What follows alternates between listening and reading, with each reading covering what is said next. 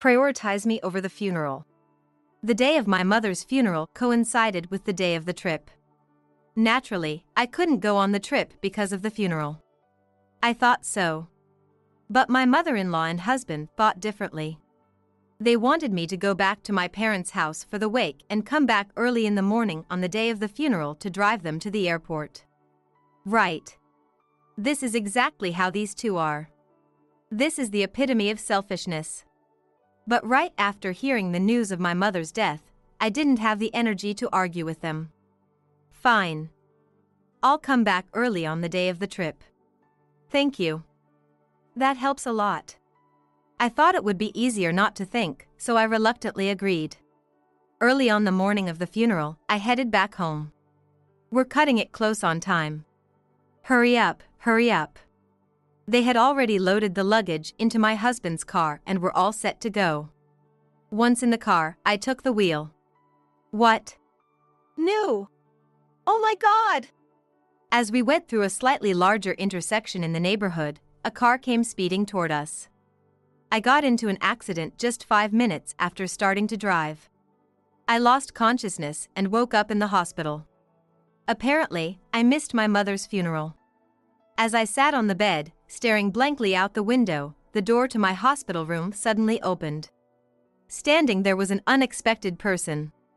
Hearing the truth about the incident from that person, I made a firm decision on the spot. I'm Mary. I'm 27 years old and have been married for 6 months.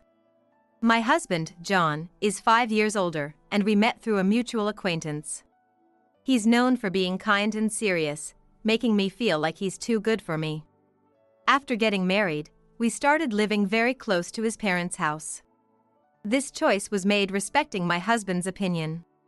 This area will be within commuting distance for both you and me.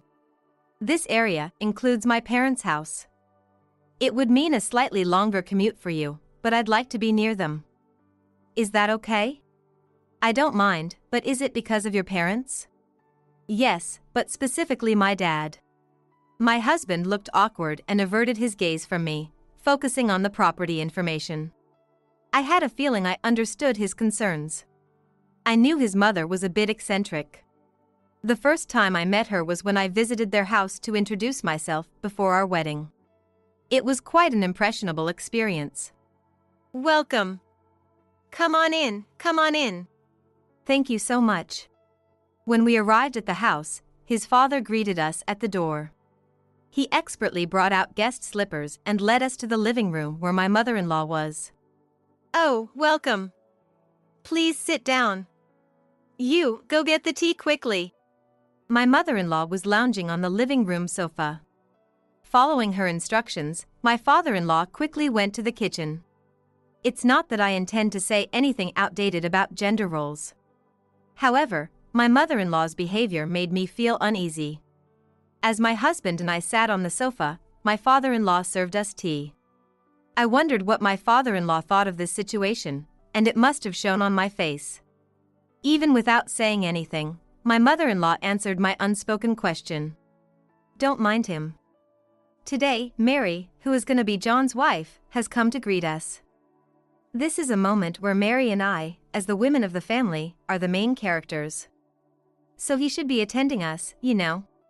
My father-in-law had a wry smile on his face. When I looked at John's face, he had a look of resignation, as if he was saying, "Here we go again."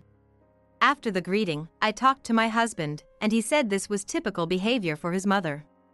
There were many times I was surprised by her actions after that.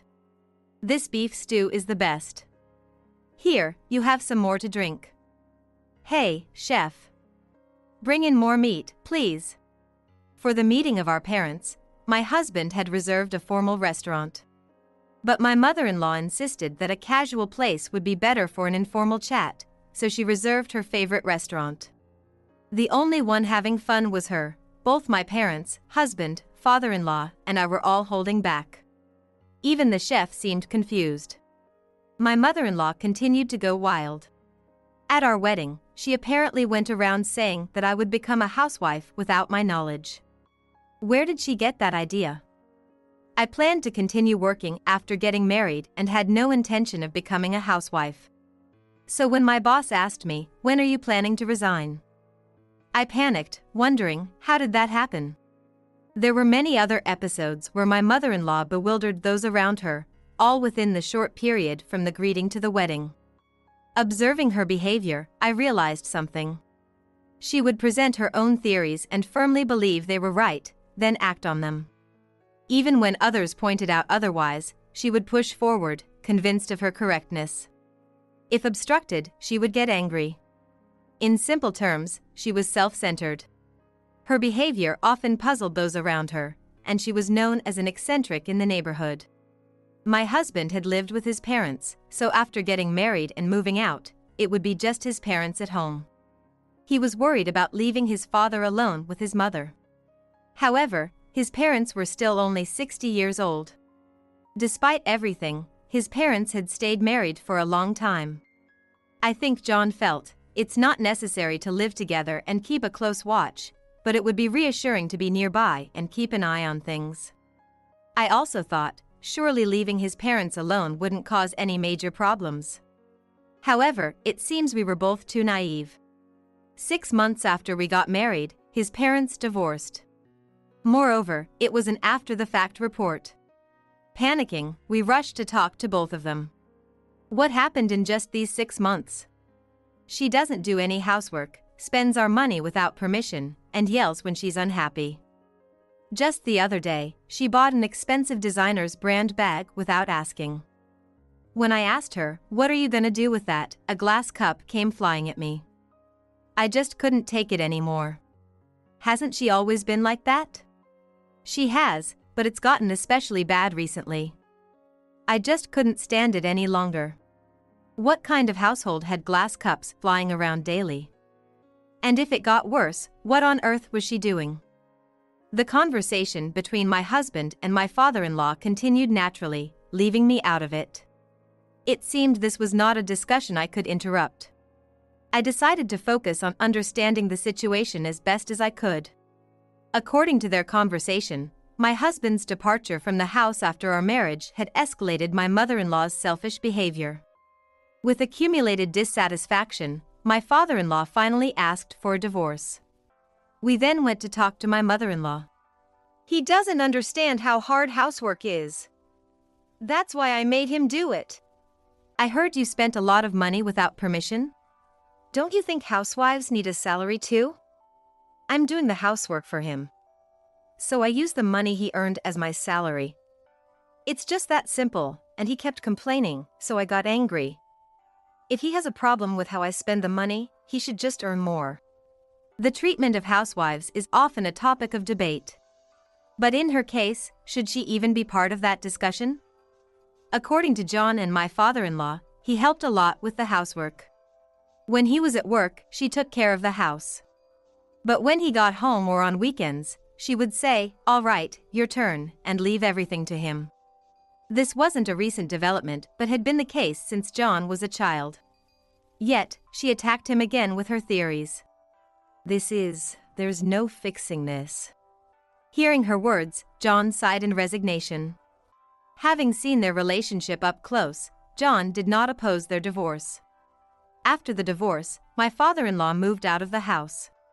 The fact that I could somewhat imagine why was terrifying. After my in-laws' divorce, my father-in-law contacted John for a while. However, the contact gradually decreased, and now John can't reach him at all. So we don't know where he is or what he's doing. He probably wanna calm down alone. It seems best to leave him alone for now. With his gone, my mother-in-law was left alone in their house. Then, John made a surprising suggestion. I know it's a bit of a waste since we've only been here for a little over 6 months, but could you consider moving in with my mom? What? Why so suddenly? My mom is still only 60, but I think we'll need to take care of her in the future. If we have kids or our jobs get busier, it'll be tough. If we're gonna live together eventually, it's better to do it sooner. Living together. Don't worry about her going wild. I'll handle it. I crossed my arms and frowned, imagining a future living with my mother-in-law.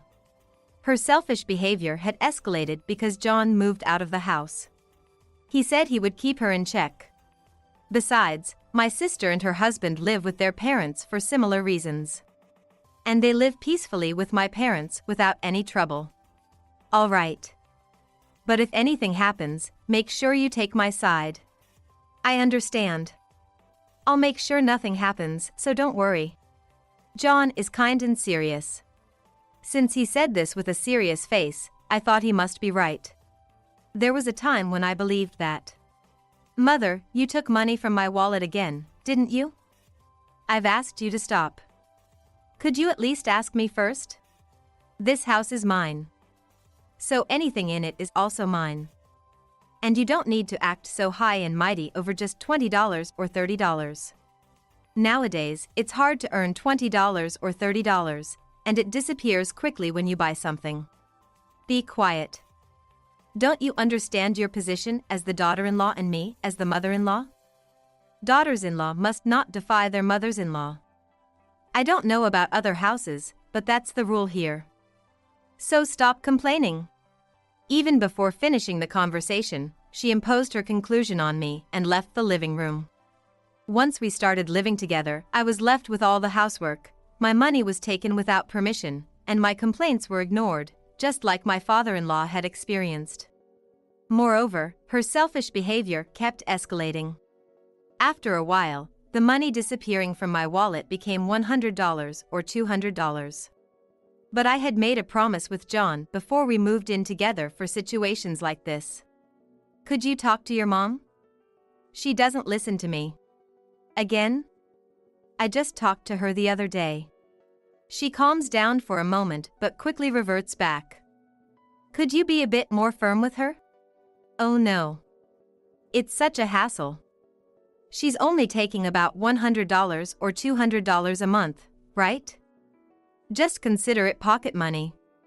If it goes over $500, let me know. Is this about the amount? Isn't the problem that she's taking money? It's about the amount. Like my mother-in-law, John often leaves the conversation halfway. He never protects me at all. Though he does tell his mother to stop, he isn't serious about it.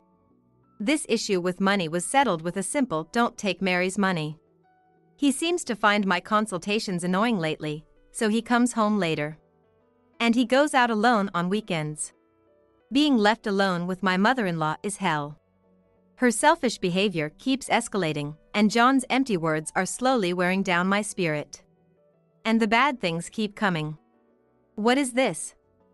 What's going on? Oh my, this is terrible. Is this scratch from a coin? Or maybe a nail? One morning, I was stunned to see my car. There was a straight scratch from the front passenger door to the rear door. My mother-in-law seemed delighted with my misfortune. I couldn't help but glare at her. What? It wasn't me. Isn't it rude to accuse me without proof? Sure, it's rude to suspect someone without evidence. But this situation is obviously strange. We have two cars, a small one and a sedan. The scratched one was the small car, which is mine. The sedan, which is John's, is mostly used by my mother-in-law for shopping and errands. It's practically her car. You can understand why I would be suspicious since the car she uses exclusively was untouched. Despite thinking it was a hassle, I had to talk to John about it. My car was vandalized. Don't you think that's strange? There's no proof that my mom did it. Just listen to me. That's too troublesome, so I'll pass. Once again, he left in the middle of our conversation. Where had the kind and serious husband I knew before our marriage gone? One day, I encountered the kind and serious husband from the past. Hey, John. Long time no see. Really? We just ran into each other at the supermarket the other day, didn't we? Sometimes, when I'm about to go grocery shopping, he suddenly says, "I'll come with you today." Today was one of those days. While we were heading to the supermarket, we ran into one of his acquaintances. Apparently, he was a childhood friend of my husband. I heard you just got married and are already living with your mom. And it's because your parents got divorced, right? You decided to live with your mom so quickly, you're really something. No, it's just the right thing to do. But more than that, my wife deserves the credit for allowing it. She never complains about living together and takes good care of her. John gently pushed me forward to introduce me to the man. Caught off guard by the sudden introduction, I just smiled and bowed. I think I understand now. He is known for being kind and serious. But it seems that's just a facade. It looks like he only cares about his own reputation. Thinking about it, his actions start to make sense. He occasionally comes to the supermarket with me to look like a good husband in front of the neighbors. Living with his mother was probably also a way to boost his reputation. Now that he had achieved this, he did nothing at home and just talked. Being kind to me and his mother at home doesn't affect his reputation much. After returning from shopping, I decided to test if my thoughts were correct. You were in such a good mood after being praised by your friend. I almost said, at home, he's all talk and a completely different person outside. Hey, don't say that. It would ruin my image. I don't mind. It's the truth. No matter what you say, people already think highly of me.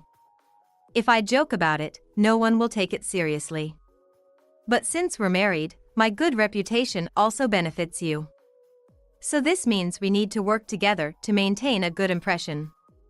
Don't say anything unnecessary that could hurt your own reputation. So, you're saying you're living with your mom just to boost your image? And as long as people think we're living together, it doesn't matter how you treat me or your mom.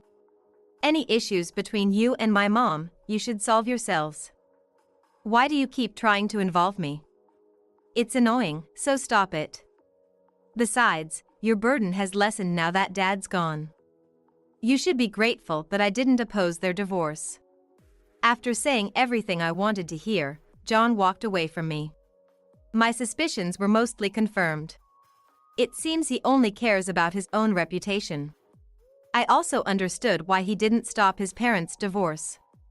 I had been fooled by his good facade just like everyone else. John was also the type to justify himself with his own argamjon.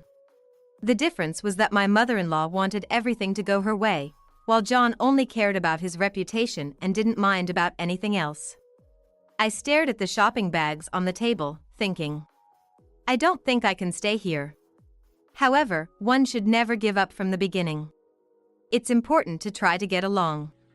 I decided to look for ways to get along with John and mother-in-law. Mother, can you help me make dinner? Why should I have to do that? Failure. About your mother. I already told you I'm not interested in that. By the way, are you ready for our trip the day after tomorrow? Failure. No matter what I did, it was like trying to nail jelly to the wall. I could feel the thought of divorce becoming more defined in my mind. The trip he mentioned was a gift he gave his mother for her 60th birthday. The three of us were supposed to go on a hot spring trip the day after tomorrow. We should have gone much earlier, but with his parents' divorce and our move, it got postponed until now. A hot spring trip for his mom, what a filial son. But now that I knew his true nature, I couldn't help but see it as a show for others. Honestly, I didn't want to go on a trip with the two of them. That night, my wish was granted in an unexpected way. It's terrible. My sister just called. Mom was in an accident. Calm down, calm down. How bad is it? The wake is tomorrow, and the funeral is the day after. What? They were stunned into silence by the sudden news. Their expressions darkened. Despite everything that had happened, it seemed that even in this situation, they wouldn't show an unexpected reaction. They seemed genuinely saddened by the news about my mother. But this was a huge misunderstanding on my part. I'll head to my parents' house first thing tomorrow morning. What about the trip? What? Canceling the trip is not an option at this point, right? Since it's your mom, Mary, you should go alone.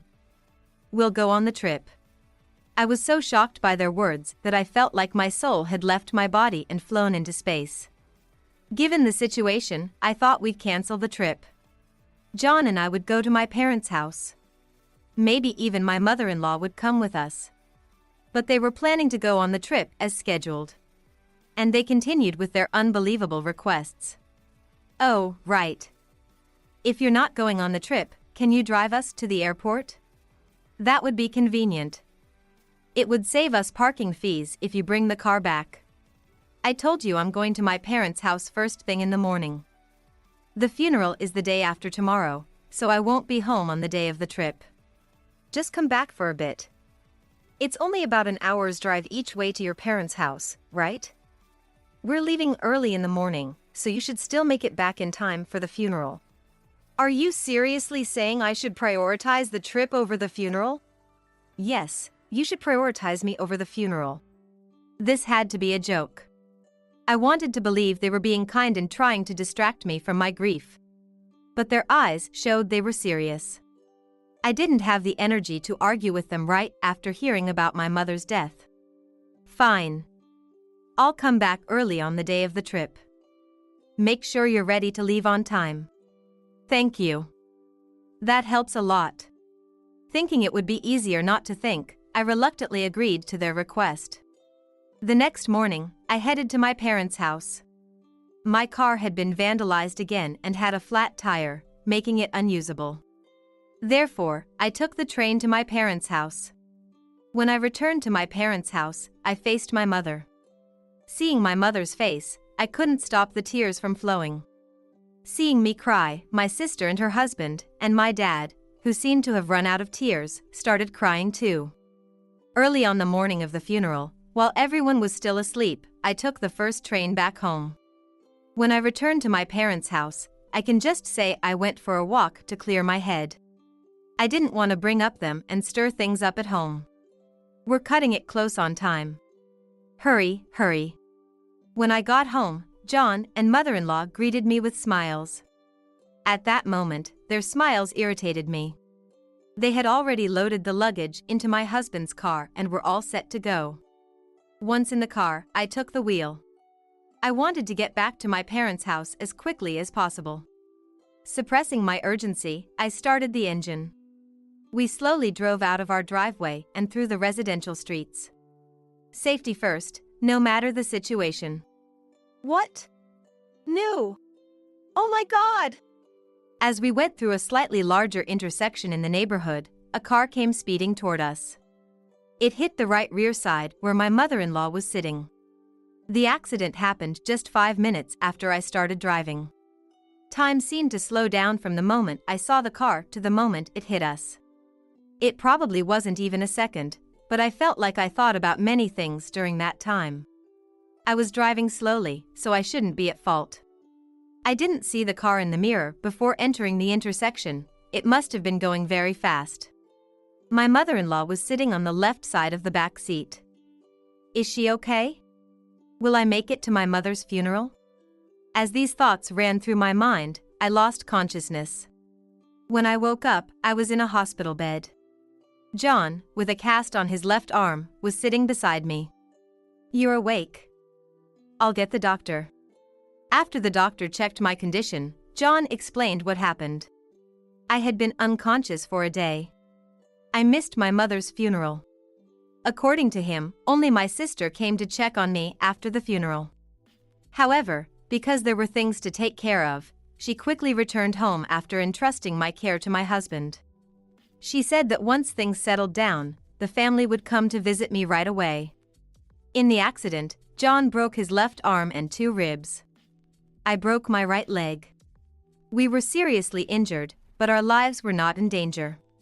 The problem was my mother-in-law. It seems Mom injured her spine. There's a high possibility she won't be able to move her lower body. I see. She was sitting in the right rear seat where the car crashed. This was already shocking enough, but there was more to come. And about the other car, it turns out it was my dad driving. What do you mean? It was Dad's car that crashed into ours. And he seemed to be fine. He abandoned the car and ran away. So what happened to your father? They haven't found him yet. The police are looking for him. Why did this have to happen? My mother's funeral, the accident, my father-in-law's escape. It was all too much at once, and I felt like my head was gonna explode. I decided to stop thinking and sleep to escape the stress in front of me. The next day, I was sitting on my bed, staring blankly out the window, when the door to my hospital room suddenly opened. What? I thought my husband from the other room had come, but it was an unexpected person standing there. When I heard the truth about the incident from this person, I made a firm decision on the spot. The person who entered my room slowly approached me. I'm really sorry for what happened. It was my father-in-law. My father-in-law came to my bedside, apologized, and then dropped to his knees. Father, why are you here? Why did you do this? Panicking, I asked him the questions that immediately came to mind. He stood up and told me everything without hiding anything. My target was only Sandra. So, your target was just Mother. But why did you do it? When we got divorced, she took most of our assets as usual. I just couldn't forgive her for that. And then I started to think that Sandra's attitude got worse because you and John got married and John moved out. So I began directing my misplaced anger at you too, Mary. Do you mean you've already done something to me out of anger? Could it be? Yes. I was the one who scratched and punctured your car. I now realize how stupid that was. I had hated the person who vandalized my car. My mother-in-law seemed happy whenever something bad happened to me, and my husband was indifferent. The police only confirmed the situation and said, it's hard to catch the culprit. It was all a mess. But now, the culprit was standing right in front of me. My father-in-law, the culprit, looked dark and overwhelmed with regret. Seeing him like that, my resentment disappeared. My misplaced anger at you, Mary, was satisfied by scratching your car. But my anger at Sandra couldn't be settled so easily. What did you do? I called John. He was also troubled by Sandra's behavior, so I thought he would side with me. You were in contact with him? He said he couldn't reach you. It was more convenient for us to pretend we weren't in contact. John told me all about Sandra's current habits. When I heard she was using John's car, you decided to ram into her with the car. Yes. I intended to take Sandra with me. But at the moment I crashed the car, I realized Sandra wasn't in the driver's seat. I swerved at the last second, but it was too late, and I hit the back seat area. It must have been a major miscalculation for him that she wasn't in the driver's seat. But by swerving, ironically, he ended up causing the most harm to her, as he had intended. After the accident, I somehow only had a scratch. Seeing you and the others unable to move in the car made me realize the horror of what I had done. Then I suddenly got scared and ran away. What are you gonna do now? Should I call the police? No, I'll go myself. I came here because I thought I might not get a chance to apologize to you after I'm caught. He continued to talk about the accident and about John and Sandra in detail. After he finished, he bowed deeply and left the room.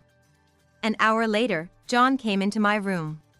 Your sister said your family will come by this afternoon. I see. They must be worried. I need to apologize for everything too. I hadn't told him about his father's visit. So, John, unaware of everything, talked about the future. Watching him pretend to be remorseful filled me with disgust. I made sure not to show that disgust on my face. If they're coming, I hope they come soon. I just wished for time to pass as quickly as possible. After talking with him for several minutes, the door to my hospital room suddenly opened. Are you John? Could you return to your room? We need to ask you a few questions. What? What's going on? Why are the police here? Your father came here. What? Your father came. No further explanation was needed for my husband. My father-in-law told me everything about the accident, every detail and motive. John collaborated in his father's revenge. That was because it was convenient for my husband if Sandra was out of the picture. Listen calmly. John is having an affair. He plans to eventually divorce you, Mary, and be with his mistress. Is that true? He has been coming home late from work and going out alone on weekends. I thought that was to avoid my complaints. Apparently, his mistress didn't want to deal with taking care of Sandra in the future. I see now. If he lies about the reasons for our divorce, he can make me the villain. But Mother won't be easy to deal with. That's why he didn't want to leave her alone and move out. He cares way too much about his reputation. Exactly. When I discussed revenge with John, I was desperate. I intended to take Sandra with me, and even if I survived, I had already given up on my life. I promised John that I would tell the police it was personal resentment. Under that condition, he told me all about Sandra's current habits. After discussing it, John suggested the idea of crashing the car. This was beyond selfish. My husband was willing to sacrifice his own mother's life for his goals. And he planned to use his father to do it. Under different circumstances, my life could have been in danger too. A chill ran down my spine again. But John's plan failed because my father-in-law's planned attack coincided with the day I was supposed to drive them for the trip. The accident snapped my father-in-law back to reality, and he decided to face the consequences. His confession to the police revealed him as the perpetrator and my husband as the planner. That's why the police were here to arrest John. My father-in-law said at the end, "I'm going to the police to tell them everything. They'll probably come to arrest John, so please don't mention that I was here. If he finds out, he might run away." John walked out of the room with the police. But he paused at the door and looked back at me. "Make sure you atone for your crimes." From my words and calm expression, he seemed to realize that I knew everything. Urged by the police, he started moving again. After that, my father-in-law was arrested and given a prison sentence. My husband, John, was also arrested and sentenced. Both of them ended up in prison. John's sentence is longer than my father-in-law's.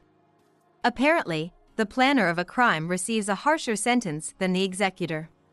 There was also some leniency for my father-in-law due to his remorse. However, until the very end, he kept shouting that he was not at fault and that it was all his father's doing. My hospital stay lasted about a week. Of course, I divorced my husband. Since my ex-husband wouldn't inform his mother about the divorce, I went to tell her myself. My ex-mother-in-law, unable to move her lower body, was still living in a hospital bed. "Mother, John and I are getting divorced. So I came to say goodbye." What do you mean, goodbye? Once you become family, you're family forever, right? John is going to prison, isn't he? You're the only one I can rely on now, Mary. You'll take care of me, won't you? Because we're family, right? No, we're no longer family. So, I won't be taking care of you. Even in this situation, she tried to impose her views on me. This would be the last time I had to listen to her irrational and unreasonable arguments. She would be cared for in the hospital for a while. With compensation and insurance money, she should be able to manage after leaving the hospital. I don't think it's like she absolutely needs me. And in about 10 years, my ex-husband will be out of prison. After that, she can have him take care of her. That is, if she can live with the man who tried to kill her. After I was discharged from the hospital, the first thing I did was visit my mother's grave to apologize for missing her funeral. I also promised to live a happy life from now on, although I didn't know exactly how. For now, I think immersing myself in work wouldn't be a bad idea. Finding a new hobby might also be good. Having the goal of finding my own happiness made me feel a bit better. After one more prayer, I left my mother's grave. Right now, my dad is in critical condition. Can you come right away? I'll give you the hospital's address. What? No way, I've just arrived at my vacation spot. Huh? Vacation? What are you talking about? My father is in a serious situation. When I got angry like that, my husband said something unbelievable. I mean, I'm not really involved with him, you know. What? I'm exhausted from work every day. Let me have this trip. I felt my feelings for him cooling down rapidly. Fine. Don't bother coming back then. My name is Julie, a 30-year-old housewife. I've been married to Ken for 3 years. We met at a social gathering. Being of the same age and sharing similar interests, we were drawn to each other and began to meet just the two of us. After several dates, he confessed and we started dating. He was bright and refreshing, always making me laugh. I was increasingly attracted to him. Our relationship went smoothly from there. About 2 years into our relationship, he proposed to me. My feelings for you will never change. I want to build a warm home with you. Will you marry me? Yes. I'd be honored. I immediately accepted his proposal. And so, we decided to get married. We then visited each other's parents to announce our marriage. My in-laws were very kind, and I felt relieved there wouldn't be any mistreatment.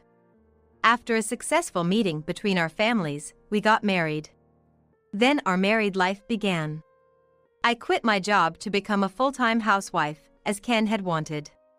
I worked hard at household chores, supporting him in every way. I made sure my cooking, laundry, and cleaning were top-notch. I paid special attention to our meals, ensuring a variety of dishes and different menus daily. It seemed like he was satisfied with my efforts. Your cooking is so good, it makes me want to come home early every day. I'm glad to hear that. I'll keep making delicious food. Thank you. Seeing him happy while eating made me feel joyous. I believed we would continue to live happily together. But things started to change after our daughter Mina was born. Being a new mom, I struggled with many unknowns in parenting. Sometimes, I couldn't manage household chores as I wished. Mina often woke up at night, making it hard for me to get up early and prepare Ken's lunch. Sorry, can you buy lunch today? Mina kept me up until 4 a.m. What? No lunch? I don't want to eat out. Then you should have stayed up and made lunch. What? You're just relaxing during the day, right? Sleep when I'm at work. Frustrated, Ken snatched $50 from me and left for work. I was stunned by his words. I didn't expect such a reaction. I was doing my best with parenting and household chores alone. I accepted doing household chores since I'm a housewife. But I wanted his help with parenting. There's no rule saying I should be the only one to bathe her, change diapers, or soothe her at night. However, Ken seemed to think his job was done by working, and parenting was solely my role. He couldn't accept any slack in household chores because of our child. Is this another lazy meal? What? Lazy? It's obvious. What do you mean? There's a main dish, 2 side dishes, and a soup. The main dish is weak. You used to make more substantial meals. Are you slacking off? I've told you, I'm swamped with childcare and can't spend as much time on household chores. That's just an excuse. My mom always managed, even with me and my brother. She had it harder than you with just 1 child. You're just being lazy. But I never thought he could be so insensitive. He seemed so kind and gentlemanly before marriage, but turned out to be a completely different person after having a child. As a full-time housewife with a child, and not working, I had no choice but to rely on my husband Ken's salary. I felt it was unfair, but I couldn't stand up to him, fearing that being abandoned would be the end for me. In the end, I couldn't argue back and just accepted what he said. It really infuriated me when Ken seemed pleased with himself for having the upper hand. I wanted to go back to my parents' house to relieve stress, but it was quite a distance from our home, making it hard to visit easily. This added to my frustration. If I could meet and talk with my mom during the day, it would help me let off some steam and feel more at ease. However, the distance meant I often had to endure alone. Despite this, I managed to balance childcare and household chores. Time passed, and my daughter Mina turned 3. At this age, she began to speak a lot more, and conversing with her became a way for me to take a break. Now that she started going to kindergarten, I had some time to myself, which allowed me to do housework and relax more. However, my relationship with Ken was growing colder by the year. He seemed not to want to be with me anymore and started coming home later and later. Usually, he returned around midnight, sometimes just catching the last train. He rarely ate dinner at home and barely interacted with Mina.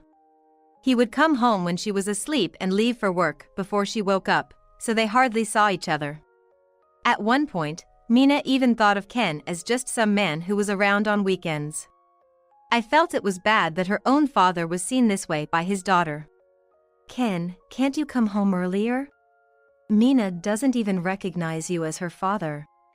She asked me where her dad was and what he was doing. She tells her kindergarten teachers she doesn't have a father, and they even asked if we were divorced. Ken seemed a bit shocked by this, but unwilling to change. I'm working late, then going out with my boss and juniors for drinks. It's all linked to my earnings, which supports our family.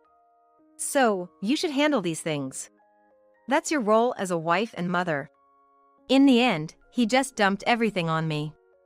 It sounded plausible, but essentially, he didn't want to do anything. I doubted whether he was really working overtime or just out drinking. While I nodded along to his words, inside, I doubted him.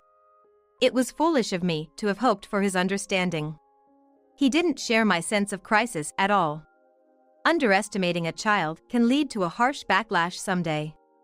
And while Ken claimed he was working hard, our financial situation hadn't improved.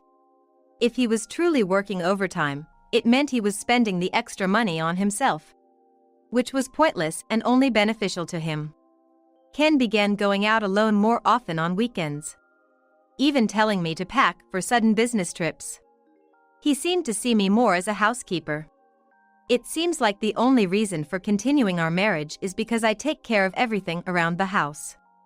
I didn't want to live just to take care of him. This rebellious feeling grew within me. But as long as we depended on Ken's salary, I couldn't just leave with Mina. So, I told Ken I wanted to work part-time during the day. Earning my own money, even a little, was important. As expected, he wasn't happy. Huh? That's unnecessary.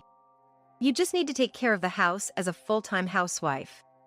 I want to save for when Mina wants to take classes or for school expenses. Of course, I'll still do the housework. Besides, you're hardly home for dinner these days. Me working during the day won't affect anything.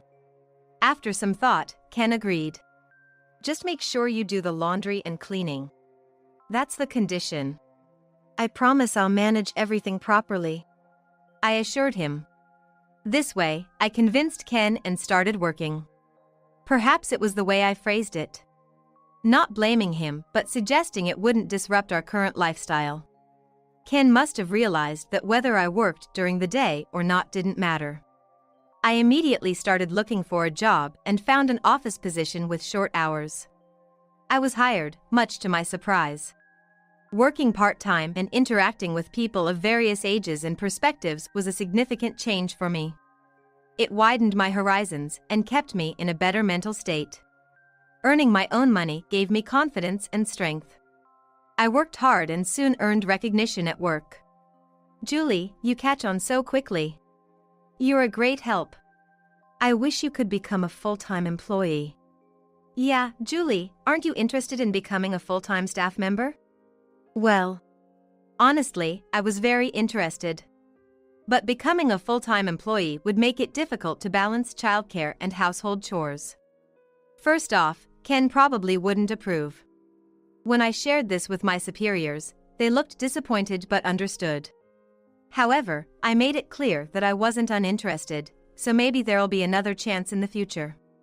So I decided to keep working hard and wait for the right time. Meanwhile, something concerning Ken started bothering me. I suspected he was having an affair. One day, during my lunch break at work, I went to eat at a casual Italian restaurant downtown. That's when I saw Ken leaving the restaurant with a woman I didn't know. Ken was in a suit, and the woman looked more like she was dressed for work than for leisure, so maybe they were just colleagues having lunch. This alone wasn't enough to conclude he was having an affair. But, call it a woman's intuition, I felt there was a high chance Ken was cheating with that woman. So, I decided to hire a detective agency to investigate. Maybe Ken's late nights were because he was meeting with his mistress, not staying late with his boss as he claimed. He didn't look as tired as he should have been, probably because he was enjoying his time with his mistress. While making these assumptions, I waited for the investigation results. About 2 weeks later, the results came in. Ken was indeed having an affair. And the woman was the one I had seen. I felt a strange sense of relief that my suspicions were correct. Probably because this meant I could end things with Ken. If he was cheating, he would be at a significant disadvantage in a divorce. I could claim alimony and child support. And with a job offer for a full-time position, I felt confident I could manage even if we divorced. I decided to leave Ken. But then, I got a call from my mom. Hello, Mom, what's up? Julie, I'm sorry to call you out of the blue. Your dad collapsed and has been taken to the hospital. What? I hurriedly took Mina with me to the hospital. I hadn't visited my parents in several months and hadn't seen them since then. Hearing about my dad's sudden collapse was a shock. When I arrived at the hospital, I found my mom looking anxious. Mom! Julie! Thank you for coming. How's Dad? He's undergoing treatment now. We were relaxing at home, and he collapsed when I returned from the bathroom. I see. I patted my mother's back. She must have been shocked to witness her partner collapsing. The thought of losing my father was distressing. Just thinking about that made me feel really hurt. After a while, the doctor came out and informed us that my dad had suffered a stroke. He regained consciousness, but his condition was still precarious. Dad was admitted to the hospital. We went to his room and waited by his side as he slept. A few hours later, he slowly woke up. Dad! Hey! I'm sorry for worrying you. I'm just glad you woke up. The doctor came and checked my dad's condition. He was stable for now, but there was no telling if his condition might worsen. Mina had fallen asleep, so I left her with my mom and went back to our house to get some of Dad's clothes. During this time, I sent Ken a message, informing him that my dad was seriously ill and in the hospital. Ken didn't read my message immediately, but I figured I had done my part in informing him and hurried back to my parents' house. Later, we returned to the hospital, where my mom, Mina, and I stayed with my dad through the night, hoping for his recovery. He seemed to be breathing steadily, and I thought he might get better. However, his condition worsened by midday. He was rushed to the treatment room, hooked up to numerous tubes, and treatment began. I couldn't shake the feeling that he might not make it. I tried to contact Ken again. Given that my father was in critical condition, I really wanted Ken, as his son-in-law, to be there. But I couldn't get through to him. It was Saturday, so he should have been off work. Maybe he had been out drinking till late and was now asleep. Just as I thought I couldn't rely on him, the call connected. Hello? What's up? Ken, can you come to the hospital right away? What? The hospital? What do you mean? My dad's in critical condition. Can you come immediately? I'll give you the address. I was about to tell him the address when he interrupted. What? No way, I've already arrived at my travel destination. Travel? What are you talking about? Oh, didn't I tell you? Some colleagues and I planned a 2-day trip, and today's the day. I'm already here, so I can't go to the hospital. What are you saying? My father is in a serious situation. When I got angry, Ken said something outrageous. I mean, I'm not really involved, you know. What? I'm exhausted from work every day. I deserve a break on my day off. Let me have this trip. He shouted. I felt my feelings for him cooling down rapidly. I don't care about you anymore. Don't bother coming back. I hung up and returned to my mom and daughter, where we watched over my father. Unfortunately, despite the treatment, He never regained consciousness and passed away. We were engulfed in grief. I wondered how much we cried. My mom must have been terribly shocked. She and my dad were very close. We were in a daze, unable to think about anything for a while. But we couldn't cry forever. We gathered ourselves and began making arrangements for my dad's funeral. The wake was held the next day, and the funeral the day after. Many relatives, friends, and others who admired my dad attended. Just before the funeral began, Ken showed up. Sorry. I'm late. I couldn't make it when your dad was critical. His apology seemed half-hearted. Not sincere. I confronted him as he approached. Why are you here? People who aren't related should leave. What? I'm your dad's son-in-law. Are you angry I'm late? Everyone's already here, don't get too emotional. He tried to calm me down. But I stood my ground. When I told you my dad was in critical condition and asked you to come to the hospital, you said you were on a trip and it was impossible, right? You yelled at me, saying you deserve the trip. The funeral hall buzzed with my words. Hey! Don't talk like that! I was on a work trip with colleagues. I couldn't just leave. It might have affected my work. A colleague so narrow-minded that they can't let you leave during a family emergency won't achieve much at work. Or were you really with your mistress? What? What are you talking about? Stop making baseless accusations. That's defamation. Sadly for you, I have evidence of your affair. What? I had hired a detective agency.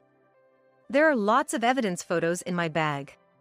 But for now, I'll show you the data saved on my phone. I showed him the screen, and his face turned pale. When did you? Suddenly, my in-laws stepped in front of Ken, and my mother-in-law slapped him. What are you doing? Betraying Julie and Mina and having an affair. You disgrace! The in-laws scolded him while he stood there in shock. The funeral attendees looked at him coldly. My in-laws apologized to my mom and me. Then took Ken away. Afterward, I contacted a lawyer, demanded a divorce from Ken, and filed for alimony and child support. Ken ended up with a substantial debt. I reported everything to his workplace, and he lost his standing there. Now, he's been relegated to another department, treated coldly by his colleagues, and cut off by his in-laws. He lives a lonely life, mostly paying off his debts. Ken's mistress seemed to have treated their affair as just a fling, and she quickly disappeared from his life. Meanwhile, I moved back to my parents' house and now live there with my mom and daughter, Mina. When I discussed my situation with my company, they said the offer to become a full-time employee still stands. If I request it, they're willing to make the switch right away. This should make supporting my daughter no problem at all. I asked Mina how she felt about not seeing her father anymore, and she said it was okay since he was practically non-existent in her life anyway. Even if Ken wants to see Mina, I doubt she'd be interested in meeting him. I plan to continue pouring my love into Mina, spending happy and joyful days with my mom and daughter. Take good care of those two, will you? What do you mean, take good care? Although John said it casually, I wonder if he would have accepted it if nothing had happened. I still don't quite understand. John was supposed to have gone on a business trip, but apparently, he had an accident at his destination. The call I received led me to a small town. It was suspicious that business trips, which had never been frequent before, suddenly increased, and he started going several times a month. Moreover, an employee of a copier company having a traffic accident in a town must mean something's up. While thinking about all this at the hospital, I accidentally ran into Emily. Why is Emily here? And what does it mean that she was in the town with John? Even in this seemingly desperate situation, it's infuriating to think he believes he can still deceive everyone. Does he think I'm just going to let this slide? I have strong allies, so there's no way John can escape without consequences. He should wake up to reality and rethink his actions. My name is Ida Smith. I'm a 33-year-old preschool teacher. After graduating from a community college, I started working at a fairly large town's daycare center. The job as a preschool teacher is harder than I thought, but being around these always smiling kids somehow makes me feel refreshed. However, constantly dealing with children at work, I sometimes yearn for adult conversation. Surrounded by dozens of kids, with a few fellow teachers around, I remain an educator in front of the children. Busy with work and unable to match schedules with college friends, I hardly have time for a coffee break. I don't have time to make friends with similar interests. So I'm always an educator when interacting with anyone other than myself. As a teacher, I can't really have adult-to-adult conversations. At my workplace, I am strictly a teacher, nothing more. One day, I was asked to take over the data management at work. A teacher going on maternity leave had been handling it, and it fell to me, seemingly the most idle and timid. Honestly, managing the data is just more hassle, not something to be happy about. I wanted to go home early and work as little and as easily as possible, so this was nothing but an additional chore. Even a job like managing the printer, which I was not used to in my usual work. I really hated it. Ensuring the printer works smoothly, refilling ink, and managing paper stock. It's all so bothersome. However, I couldn't have imagined that a person who would dispel my gloomy feelings was about to appear. In the afternoon, the daycare's bell rang, and the data manager, which was now me, was called to the staff room. It was nap time for the kids, so after informing my paired teacher, I headed to the staff room. "Hello. I've come for the printer inspection." I think I reacted as if I had been electrocuted at that moment. For some reason, his appearance or voice, there was something indescribable about him. Yes. I'm in charge. I took over from the previous person, and now I'm responsible. Nice to meet you." "Nice to meet you. I'm John Smith from the printer company." My first impression of John was pretty intriguing. It wasn't the kind of feeling you'd normally have for someone you meet through work. It felt strangely familiar, like I had met him somewhere before. "You probably won't remember. Do you sometimes stop by the store in front of the station in the morning?" That comment jogged my memory.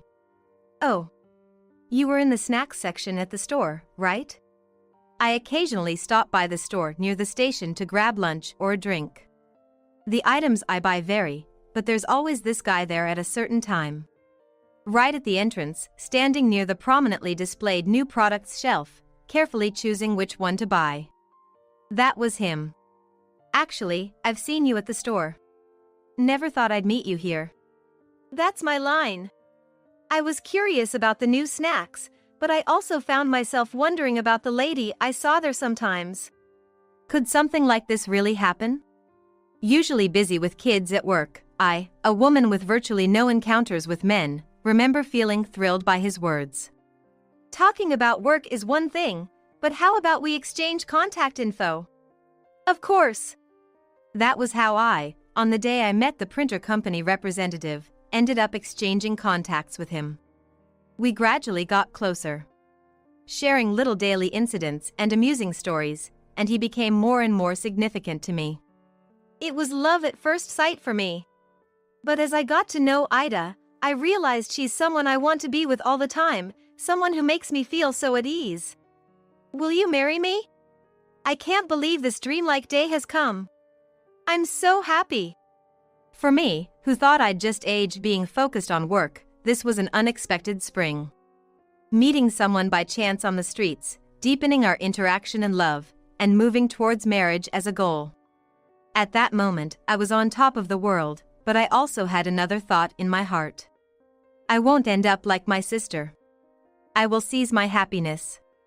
I whispered that to myself. My sister, Emily, is 2 years older than me. Though we're not far apart in age, the idea that we're close as sisters is a complete misconception. I'm, well, not exactly a standout type. Just an average person who decided to become a preschool teacher because I loved kids, with decent grades and an okay sense of style. On the other hand, Emily was the total opposite, always focused on fashion. She was always thinking about how to stay beautiful and stylish. The kind of person who was part of the top, trend-setting, somewhat admired group in her school. Perhaps it's because of such relationships, but dating men has been a common occurrence since my student days. Ever since she got a boyfriend in her first year of middle school, Emily had never been without a boyfriend. She moved out of her parents' house right after high school graduation to live with her then boyfriend. In the end, she had a daughter at the age of 25 and settled down, but soon after, she got divorced. I sometimes checked if she's doing well by connecting with her on social media. She always dressed up stylishly and posted dazzling photos, but I couldn't help but feel a sense of emptiness. More like a fake facade from my childhood when I couldn't stand not being the center of attention, rather than a real mother. It's not about flaunting happiness in front of others. I believed that I should weave a happiness that fulfills myself and John. That was my belief. Life was blissful right after we got married. Coming home to someone I love, sharing meals, and enjoying the calm evenings together was something I cherished. We'd share our day's experiences and laugh together. Those moments were priceless to me. But at some point, things with John started to feel off. He began commenting on my appearance and behavior. He seemed like the type who wanted to control others, always offering unsolicited advice. At first, I tried not to mind it, but it was becoming too much. Hey, Ida, don't you ever do your makeup properly? As a preschool teacher, it tends to come off while taking care of kids or playing with them, so not really. But isn't that outfit a bit too casual for work? Is it? I always dress like this, don't I? That day, I was wearing a hoodie and jeans. Since I bike to the daycare, I prioritize comfort, and I change into work clothes there anyway. I've always commuted in this style without any issues. Most working women in their 30s don't walk around in such casual clothes.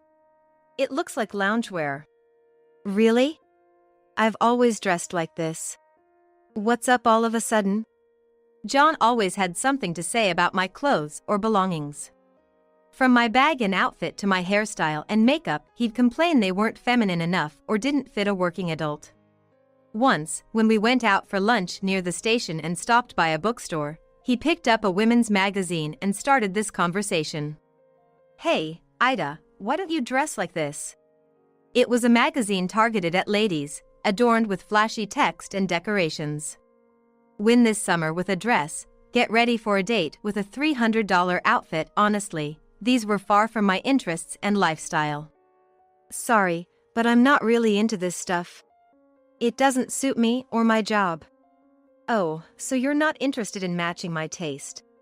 He turned moody after that. 6 months into our marriage, he started acting strangely and would get upset for no reason.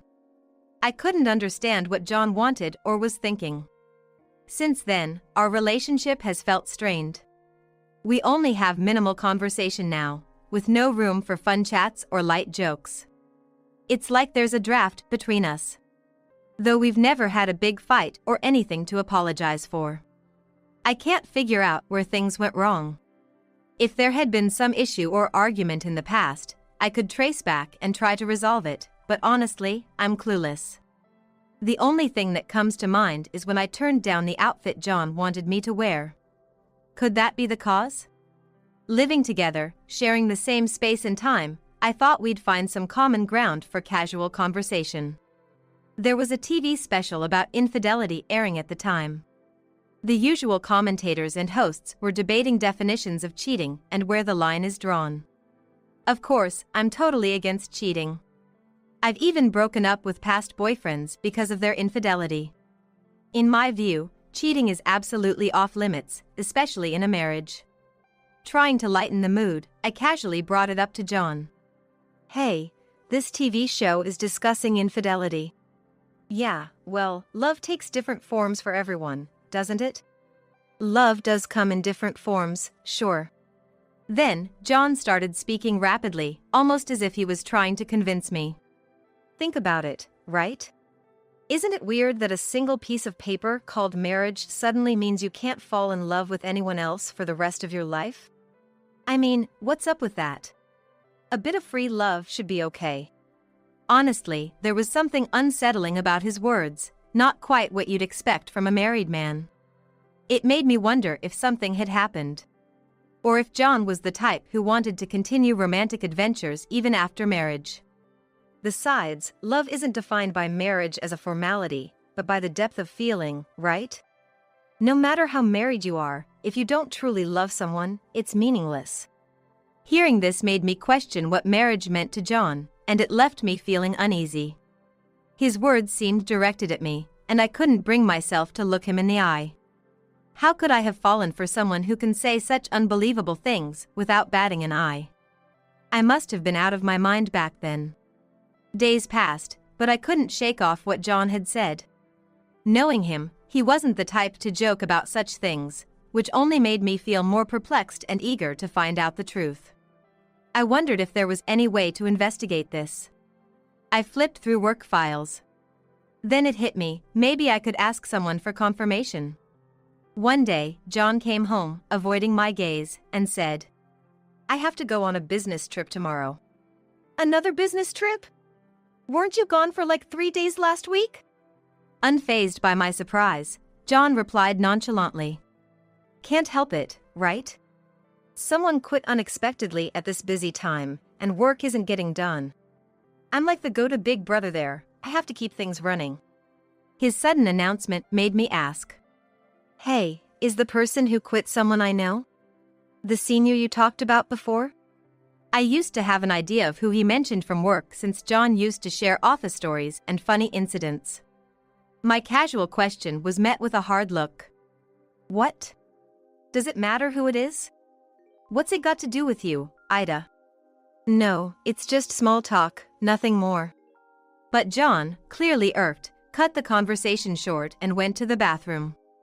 Lately, his business trips seemed to be increasing.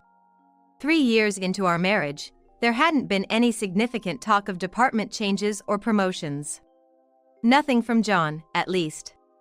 But the trips had become more frequent. From once a month to twice, then thrice.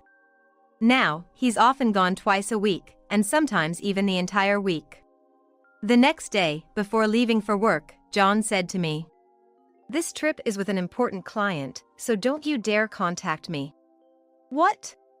The seriousness of his request surprised me. "Got it? If my phone rings during a crucial deal and I get distracted, it's on you. Can you handle the responsibility if a $200 million contract falls through?" With those words, he left, and I watched his retreating figure, deep in thought. I got ready and headed to work. As usual, in my hoodie and jeans, riding my trusty old bike. I finished my duties at the daycare and was going to take a break. I noticed the TV in the break room was covering a traffic accident. While chatting with a colleague about the dangers of traffic accidents, my phone rang. I don't usually carry my phone at work, but I had it with me in the break room and noticed the call immediately. It was from an unknown number, and to my surprise, it was the police on the line. They were calling to inform me that John had been in a traffic accident. Just the other day, he seemed fine, but now in an accident? I couldn't believe it, but I composed myself to hear more. He was in critical condition from the accident and had been rushed to the hospital. He was still unconscious, and they wanted me to come right away. I hurriedly asked for the location of the accident and the hospital's name. But something struck me as odd when I heard the name of the police station. It was in a famous town for sightseeing. Why would John be on a business trip there? This thought crossed my mind. But regardless, I needed to rush to John's side. The story begins from there. After consulting with the daycare director, I left work early and took some time off to be with John. But before heading to him, there was something I needed to do first. I made a phone call. And soon, documents were sent to my house. At the hospital, John was lying in bed. He didn't wake up for 5 days, but finally regained consciousness. The doctor said he had a head-on collision with a truck, resulting in severe damage and partial paralysis. "No way, John, you're kidding, right?" "Sorry, but please take care of the two of us." I was lost in thought at his words. Take care of the two of us? What was he talking about? It didn't seem like a joke, so I asked. Sorry, but who are the two people you're referring to? John's expression briefly showed he had slipped up. Who else? It's me and Erica. Erica is Emily's daughter, my niece. I had met her a few times at my parents' house, but why bring her up now? Why are you suddenly mentioning Erica? Well, I got a call from Erica during my trip. She asked me to take care of her if anything happened to her. The fact that Erica would contact John directly, and not her mother, was puzzling. Why not ask Emily? I blurted out. Wait, you have Erica's contact info? Well, it's more like I was in touch with Emily. John and Emily were in contact? And what did he mean by take care of if something happened? His hesitant tone was particularly troubling. I was still trying to process all this when a nurse wheeled in another hospital bed. The fellow passenger in the same traffic accident, the nurse said as she wheeled in the bed. I couldn't help but cry out when I saw who was in that bed. It was unmistakably Emily. And her belly was noticeably large. Emily? Why are you here? And that belly? I was baffled by what the nurse said about them being co-passengers in the same accident. And the two people John was referring to earlier, could it be? So, let me get this straight. Because of the accident, you're asking me to take care of you and my sister, right? Exactly. You catch on quick. It's great to have a woman who's sharp in situations like this. I felt as if all the blood had drained from my body. This was too perfect to be a mere coincidence. It couldn't possibly be a coincidence. I was scared to ask, but I had to. Don't tell me, John, you were on a supposed business trip here with my sister and got into this accident? Well, the trip was real, or rather not a lie. It just happened that Emily was here, and I thought I'd drop her off. His stammering, desperate excuses were pathetic. I could somewhat sense that my voice was trembling. I could barely comprehend the situation I was in. So, you coincidentally met my sister during a business trip and ended up sightseeing together? I blurted out at John, overwhelmed by emotions. My emotions are a mess, torn between not wanting to hear any more and knowing this isn't an issue I can just ignore. Whether he knew about my feelings or not, John was speaking in a nonchalant tone. He probably still hasn't fully grasped the situation he's in. John was trying to figure out how to talk his way out of this. His eyes were busy, darting here and there. You're blowing this way out of proportion. It's your bad habit to always think the worst, he retorted. I seized the opportunity to confront him with the truth. John, this was a fake business trip, wasn't it? A cover for your affair with my sister. Me? On a fake business trip?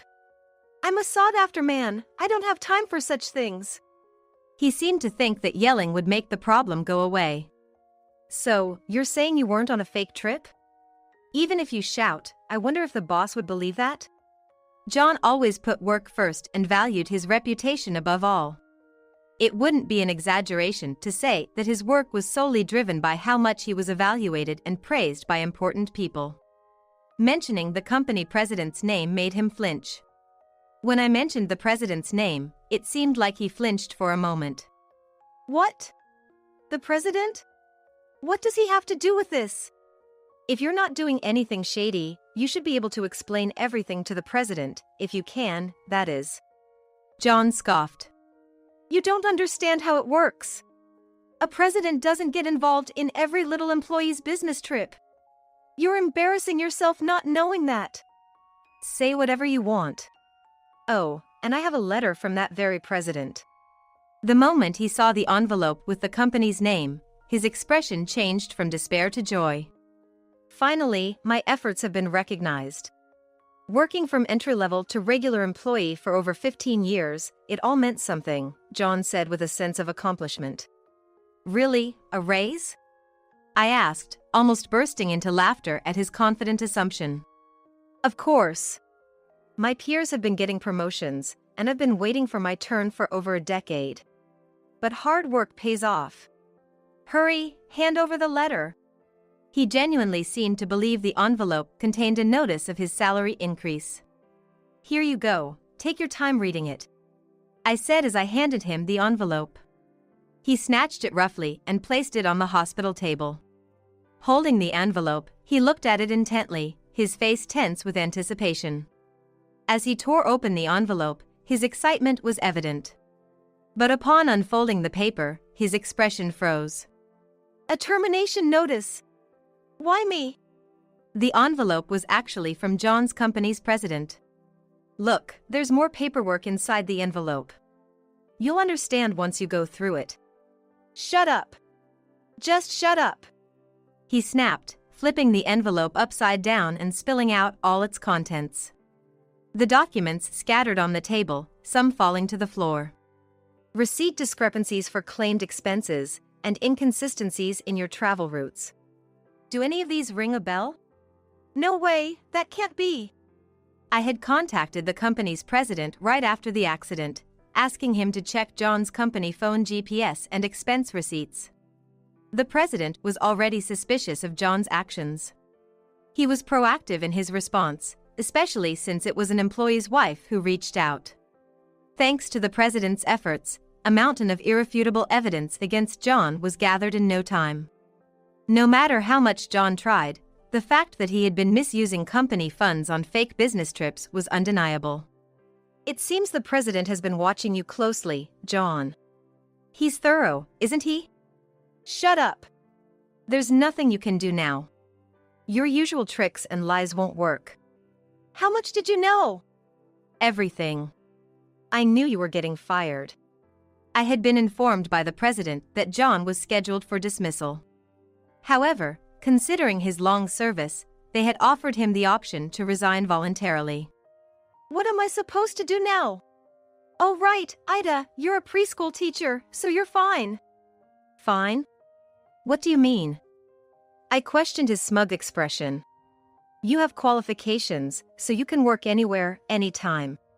I may have my certification, but I'll become a stay-at-home husband, managing the house, taking care of Emily and her child. Nowadays, with volunteers and helpers, we can manage childcare. Meanwhile, you work. Sounds like a good plan, right? I was disgusted by John's rambling, his nostrils flaring with excitement. His selfish remarks were a mix of astonishment and anger, stirring indescribable emotions within me. Who's going to lend you a hand? You and some volunteers, he said, still believing someone would help him out, a mindset I couldn't comprehend. People say that life is about helping each other, but in this case, it's clear that all he's thinking about is receiving help unilaterally.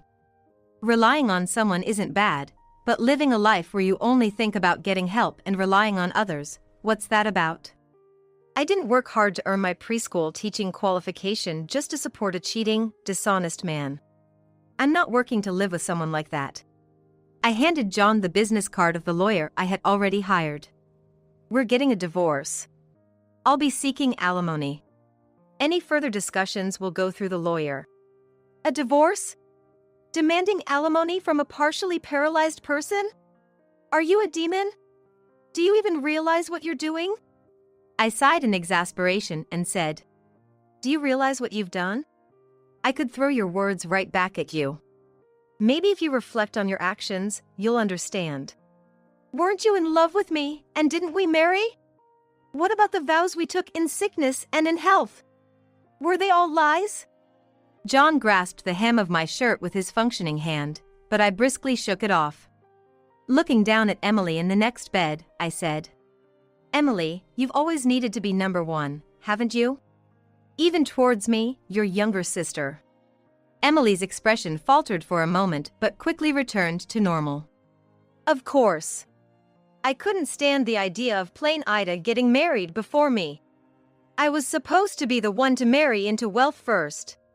Marry into wealth? I asked incredulously. Yes. My first boyfriend right after high school was just into casinos and didn't work. Erica's father earned a meager salary, and we were still living in an apartment. I couldn't stand it anymore, Emily said tearfully, but her words were utterly self-centered. You only think about what others can do for you. I'm a woman. Looking beautiful is my job, right? I want to be a shining jewel beside my husband. And I thought John, despite not being very handsome, worked at a well-known company and had a good salary? I asked, to which she glared at me. You didn't divorce John quickly, so we had to sneak around and ended up in this accident. As Emily glanced back and forth between John and me, I asked. So you're saying it's my fault? Yes, what about it? The choice of a marriage partner was undoubtedly your own. Using someone's income as an excuse to meddle with another person's husband doesn't justify anything. Realizing further conversation with these two would only exhaust me, I decided to leave. Lingering in the hospital room would only cause more disturbance. Their dialogue was like something out of a drama, unbelievable and overly dramatic. The extent of their unreasonable statements left me speechless. I'll discuss the rest with Emily through the lawyer. For now, just know that I'm seeking a lump sum in alimony. Alimony? Against a partially paralyzed person? Sorry, but you were on a cheating trip, weren't you? You brought this on yourself. Emily reacted strongly to my words of "you brought this on yourself." Mumbling to herself in denial, her face grew increasingly pale, and I couldn't help but feel amazed at how far she was willing to run from reality. Eventually, John and I divorced. With a strong lawyer specializing in divorce cases, I successfully obtained higher than average alimony from John. After resigning from his job, John was heard to be drifting from place to place. Emily, having tried to steal her own sister's husband, ended up being disowned by her family. She's been aimlessly wandering, with nowhere to go. She did receive assistance from a facility that supports people with disabilities, but all she did was complain, "This isn't the kind of work I should be doing, and I can't stand these trivial tasks." Her behavior was not only unproductive but also disruptive to others, leading to her being banned from the facility. Now, she's barely getting by on minimal disability insurance. As for Emily's child Erica, after contacting Erica's father, he gladly agreed to take her in. This was a relief, considering the custody battle during their divorce where Emily insisted that a mother should always be with her child, and the mediator granted her custody. I was somewhat worried about Erica, so it's truly a relief she's with her father, away from Emily's influence. I felt relieved because staying with Emily, Erica wouldn't have been truly happy. I continue to work at the daycare, living my usual life. As for the alimony, John's family ended up paying his part, and Emily is repaying hers through a loan. Although the settlement was more than I expected, the happy days of ignorance are gone and won't return. Now, all I can do is look forward and move on. There's no point in looking back since I can't return to those days. Perhaps quitting my job and traveling to unknown countries could be a good change. These are the thoughts I ponder as I go about